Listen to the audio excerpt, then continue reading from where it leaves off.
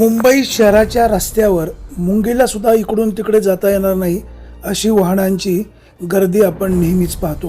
परंतु corona व्हायरसमुळे lockdown असल्यामुळे एकही वाहन रस्त्यावर फिरत नाही. या संचारबंदीच्या काळामध्ये पक्षी मात्र रस्त्यावर सहजपणे मुक्त विहार करताना दिसतात.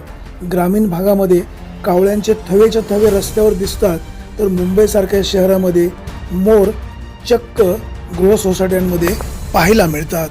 ब्युरो रिपोर्ट, विघ्नर टाइम्स, नारायणगाव.